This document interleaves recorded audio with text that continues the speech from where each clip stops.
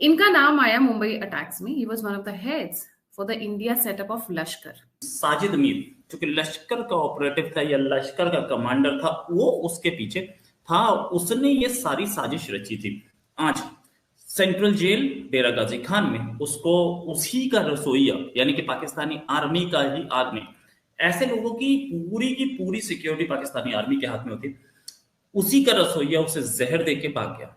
मुंबई में हुए 2008 में आतंकी हमले के मास्टरमाइंड और आतंकी मोस्ट लश्कर तैयबा को साजिद मीर को पाकिस्तान के जेल में बंद किसी ने पॉइजन दे दिया है, जिसे बताया जा रहा है कि अस्पताल में भर्ती कराया गया था, लेकिन अस्पताल के डॉक्टरों ने साजिद मीर को अब मृत घोषित कर दिया है। इससे पूरे पाकिस्तान में कोहराम मचा हुआ है और विदेशी मीडिया भी इसमें कई तरह के कमेंट भी करना स्टार्ट कर दिए हैं। इनका नाम आया मुंबई अटैक्स में। He was one of the heads for the India setup of लश्कर। साजिद मीर जो कि लश्कर का ऑपरेटिव था या लश्कर का कमांडर था, वो उसके पीछे था। उसने ये सारी साजिश रची थी।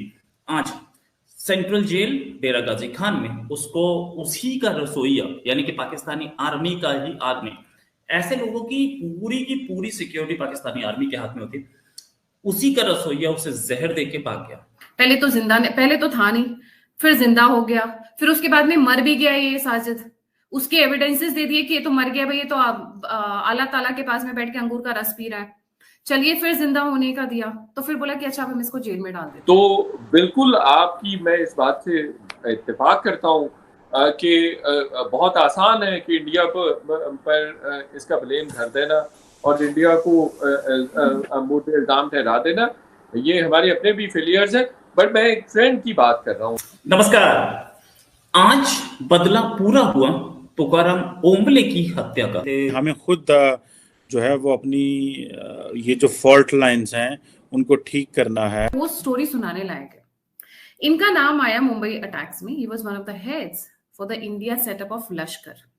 ठीक, ये भाई साहब को मुर्दा करार कर दे दिया था पाकिस्तानियों ने। उन्होंने कहा ये तो मर गए हैं, तो है ही नहीं। पहले तो मान ही नहीं रहे थे कि he is involve in Mumbai वाला जो कांड हुआ था। फिर जब हमने प्रूफ दिए, 18 घंटे की रिकॉर्डिंग्स दी और ताबड़तोड़ एविडेंसेस प्रेजेंट करने शुरू किए, तब उन्होंने अच्छा ओके, पर ये तो मर गया है, कब्र में चला गया है। फिर जब भारत सरकार ने दिया कि भैया कब्र में नहीं है, ये जिंदा है, तो उसको कब्र से निकाल कर एविडेंसेस देने पड़े कि this man is alive and in your country and roaming around freely and Fairlie, ऐसे जैसे कि हमने तो तोप का काम किया है एक टेरर अटैक करने के बाद में। खैर तब माने। फिर पता चला कि हमने यूएन में जाके अप्रोच किया, हमने कहा इसको इंटरनेशनल टेररिस्ट का डिक्लेयर करना चाहिए, पर चाइना बैकआउट कर गया। चाइना ने वो ब्लॉक कर दिया रेजोल्यूशन जिससे कि हम इसको इंटरनेशनल टेररिस्ट करार दे सकते थे।